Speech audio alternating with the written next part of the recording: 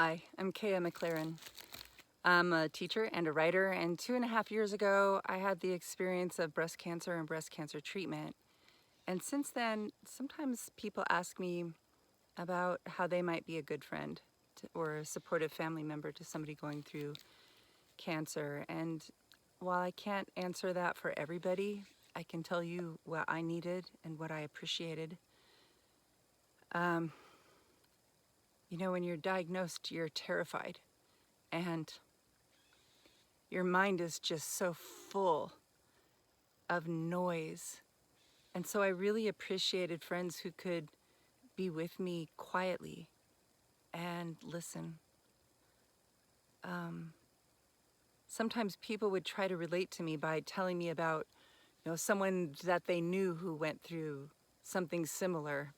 And I felt like that was completely not what was needed. I felt like they were showing home movies on my white t-shirt and watching their past on me.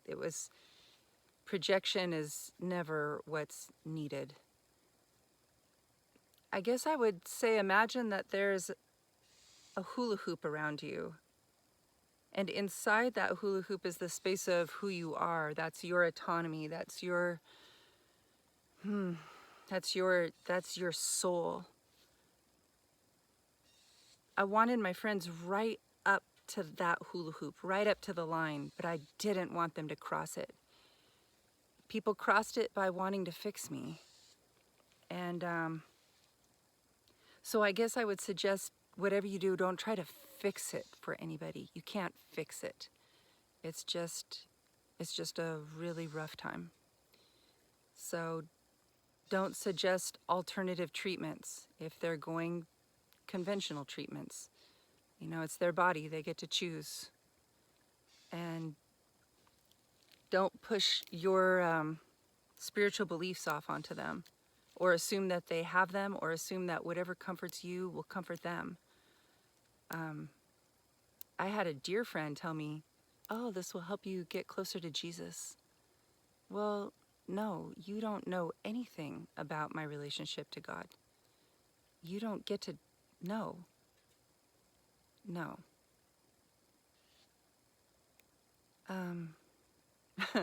After I was well, I had been well for like 2 weeks.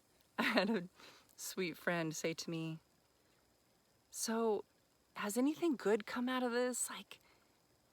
And I could see he's a very devout person, and I could see that he very much wanted me to tell him a story where all of this that I went through made some kind of sense. And I had to break it to him that, well, I was actually a pretty good person before, so there wasn't much room for improvement. Because that's what he asked me. "Do you feel like you're a better person?" Actually, there wasn't much room for improvement. Yeah, no. I had one friend, and I think that texting can be a problem because you can't pick up on all the nonverbal cues that a person might give you, that you're too close to their boundary. And she was talking about how, oh, there's these fake eyebrows that you can glue onto your face, and oh, be like Mr. Potato Head. And I felt like, wow, I wish you hadn't said Mr. Potato Head, because that is exactly how I feel. And my skin is rashy and painful from chemo, and anything involving glue is not the answer. And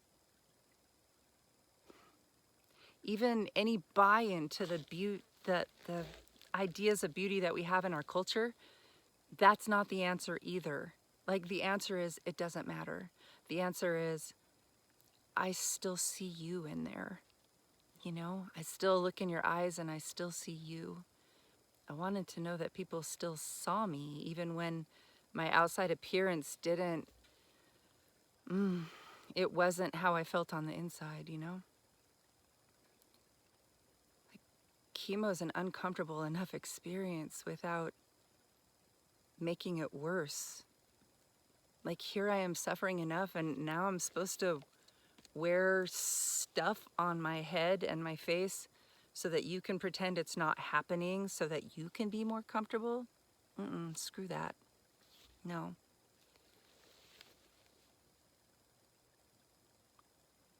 Yeah, not fixing somebody is a big deal. You know, right now my mom is going through ovarian cancer treatment, and even though I've had this experience and I know better, I still overstep. When you know that you've just said something that was intended to try to fix something, just step right back and say, oops, I know better, I'm sorry. I had friends, a couple friends, that really knew how to be with me and walk with me quietly, like in their heart quiet. And I appreciated that they didn't try to distract me from what was happening, but they also didn't add to the conversation in such a way that it kept me spinning out in my distress, in my misery. They just kind of let me tell them what was happening, and then we talked about birds or the weather or whatever beauty was in front of us. It was just such a blessing. I mean, I could really hardly listen to my own thoughts. And so, so I sure couldn't listen to my own thoughts and another person. So I really appreciated people that didn't make me listen. I just didn't have the capacity. And all I wanted to listen to were bird songs, just bird songs.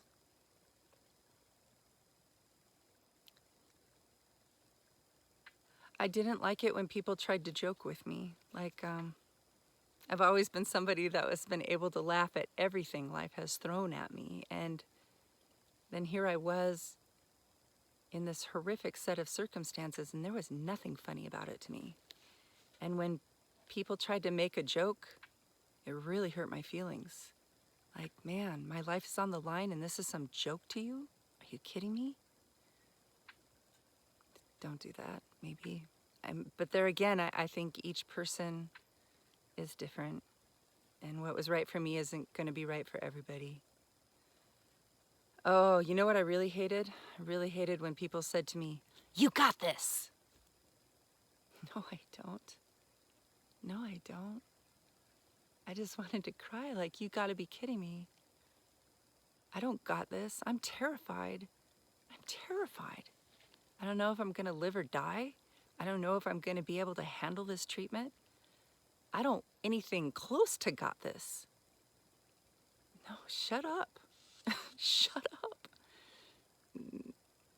You can't will this to be any different. You just have to walk through it. And so when people wanted me to fight, that's not what I needed. I needed to be in energy conservation mode because this was going to be a marathon. I needed to be quiet and peaceful. I also needed to know, I needed people to be present and not worried that I was going to die. Because if I was going to die, I was going to need those people to be calm and peaceful and grounding. I couldn't cope with my own grief for my own life and their grief too. And if it was my time to go, that was something between me and my maker and not theirs to judge. You know, there's so much language around cancer as win, lose. But maybe it's just our time or it's not our time. I don't know. But if it was my time, I didn't want anybody clinging to me. I wanted them to let me go with grace and just support me on my journey to heaven. You know, my friend and her sister and her mother, they sang their dad out. They sang him into heaven. He loved the old gospel songs, and they sang him the songs that he loved. What's right for each person is different, but if you listen, you'll know.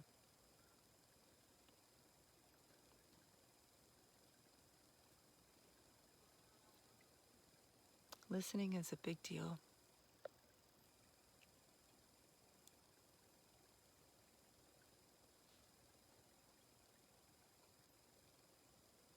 Thanks. Hey, if you're wanting to know how to be a good friend, you're already one if you've listened to this. You know, I'll cover that stuff in another video. Okay. Thanks for trying to be a good friend.